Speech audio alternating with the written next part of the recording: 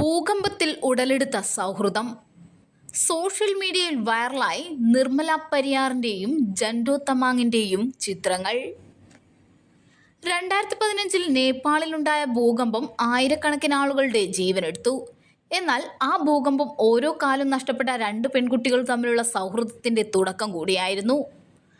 ഭൂകമ്പം ഒന്നിപ്പിച്ച നിർമ്മല പരിയാറിൻ്റെയും ജൻഡോ തമാങ്ങിൻ്റെയും കഥ വേറിട്ട ഒന്നാണ്. 2015 ഏപ്രിൽ 25-നാണ് നേപ്പാളിനെ നടുക്കിയ ഭൂകമ്പമുണ്ടായത്.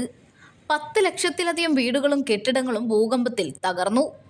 പരിക്കേറ്റ നിരവധി പേർ അതിജീവിക്കാൻ പാടുപെടുന്ന അവസരത്തിലാണ് കാഠ്മണ്ഡുവിലെ ആശുപത്രിയിൽ വെച്ച് നിർമ്മല പരിയാറും ജൻഡോ തമാങ്ങും കണ്ടുമുട്ടുന്നത്.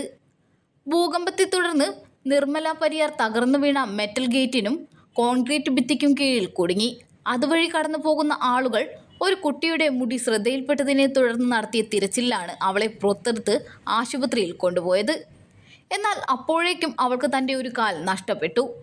ചലനമറ്റു കിടന്ന ആ കാല് കാർഡ്ബോർഡ് പെട്ടിക്കുള്ളിലാക്കി ആശുപത്രിയിലെത്തിച്ചെങ്കിലും കാര്യമുണ്ടായില്ല. അവിടെ നിന്നും ബോധം തിരിച്ചു കിട്ടിയപ്പോഴാണ് പരിയാർ തന്നെ പോലെ ഭൂകമ്പത്തിൽ കാല് നഷ്ടപ്പെട്ട മറ്റൊരു പെൺകുട്ടിയെ കണ്ടുമുട്ടിയത്. അവിടെ നിന്നുമാണ് നിർമ്മല പരിയാറിൻ്റെയും ജൻഡോ തമാങ്ങിൻ്റെയും കഥ തുടങ്ങുന്നത്.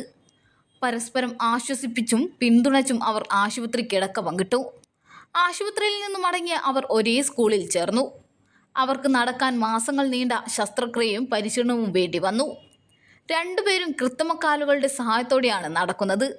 നിലവിലിപ്പോൾ സ്കൂൾ വിദ്യാഭ്യാസം പൂർത്തിയാക്കിയ ഇരുവരും തങ്ങളുടെ ഭാവി പരിപാടികളെക്കുറിച്ച് ആലോചിക്കുന്ന തിരക്കിലാണ്. ഇതിനിടെയാണ് ഇരുവരുടെയും പഴയ ചിത്രങ്ങളും പുതിയ ചിത്രങ്ങളും സോഷ്യൽ മീഡിയയിൽ വൈറലായി മാറുന്നത്.